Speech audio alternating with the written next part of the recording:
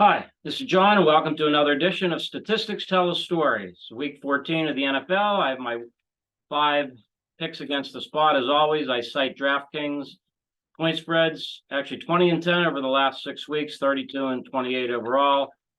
I will give you my 5 picks. I was going to mention that I am apt to sometimes change a pick or two, and if I do, they will be in the comments section, either sometime Saturday, maybe Sunday morning. So you need to check back if you want to look for that.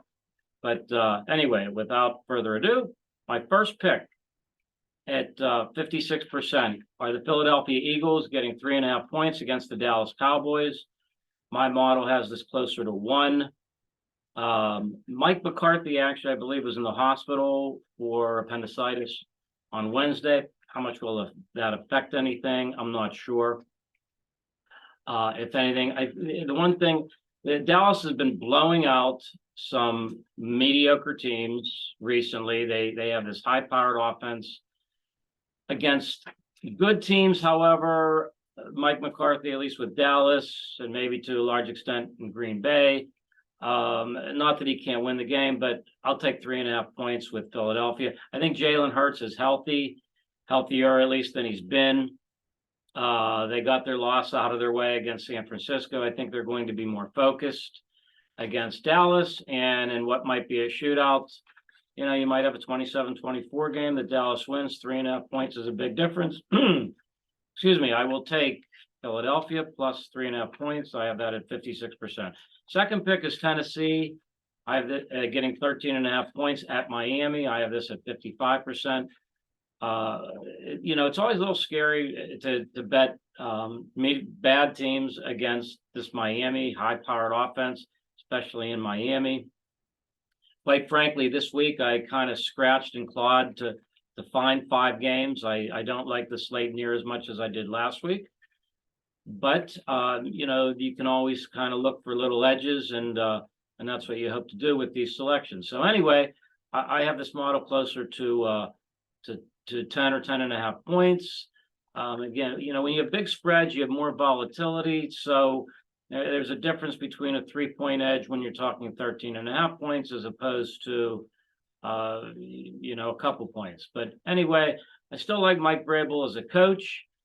He is supposedly on the hot seat. I think his players will play hard for him, and I do like Tennessee as my second pick. Third pick is Seattle, 54%, getting 10.5 points at San Francisco. San Francisco is, I think, the best team of football. I think they're clearly the best team in football. In the last 4 weeks, they've annihilated Jacksonville.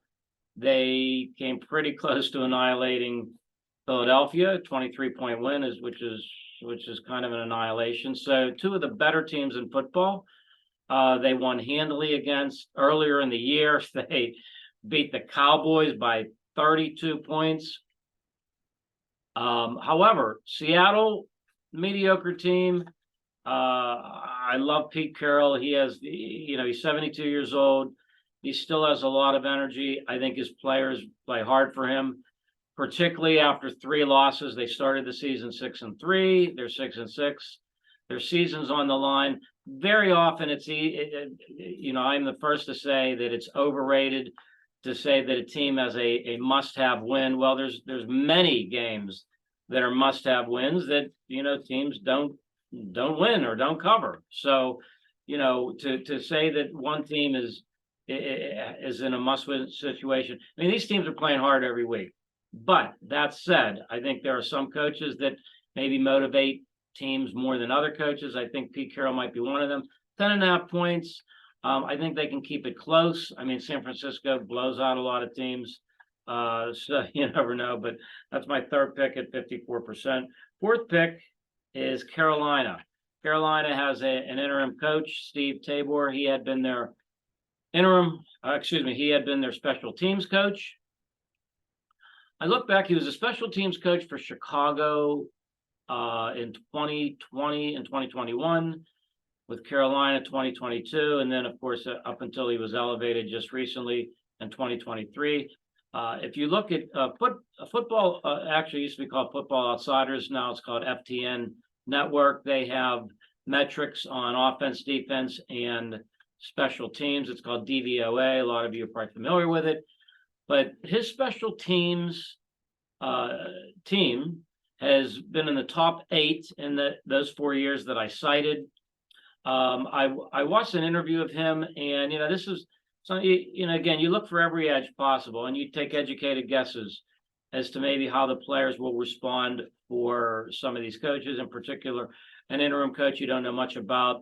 I think his players are going to respond to him. I think they did last week in his first game coaching as an interim with Carolina. They played Tampa Bay pretty tough. They did get a late score to help them cover, but okay, I should probably name their opponent, which is New Orleans. Carolina's getting 5.5 points.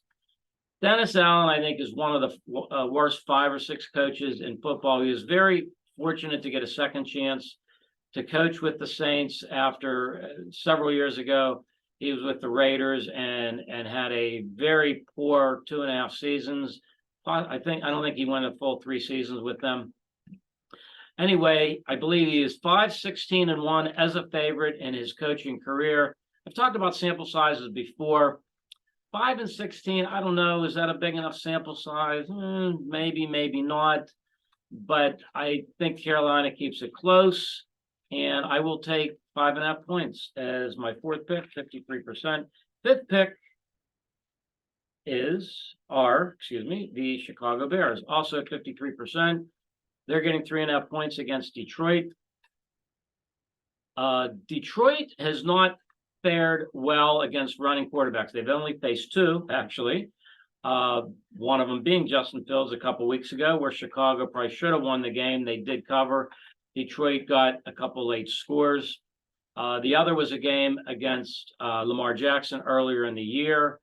They got blown out. So I'm not sure, again, kind of a small sample size, 2 games. But I don't believe they play well against running quarterbacks. There's supposed to be some bad weather in this game and in several other games. Chicago, if you look at EPA, which is extra points added per play, in the last several weeks, has actually been an above average team. Detroit's been a below average team. This is something that I'm really not sure about what recent weeks mean.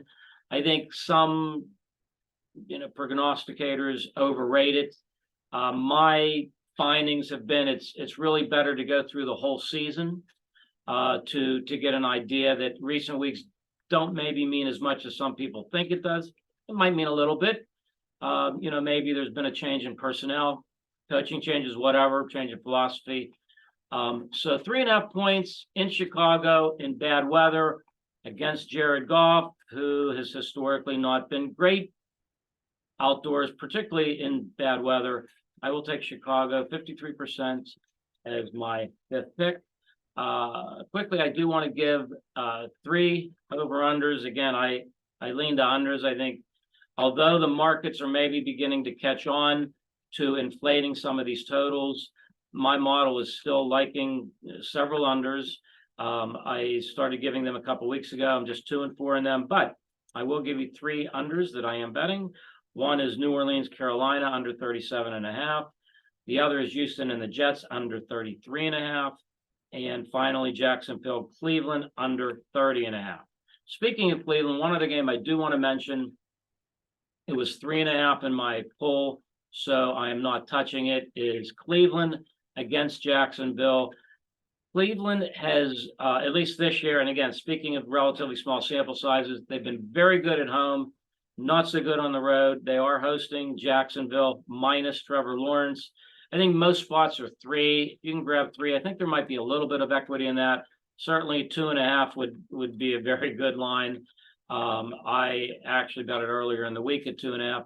My full spot is 3.5, so I'm not going to touch that.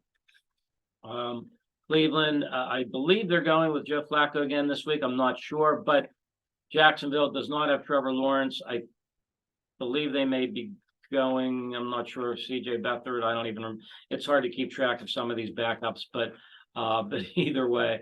So, but I'm not including them in the contest, but I look for them to beat and at least cover a 3-point spread against Jacksonville. So I thought I would mention that. That's about it for this week. And again, don't forget to hit like and subscribe. That really helps the algorithm. It's much appreciated. And I will see you next week on Statistics Tell a Story. Thank you.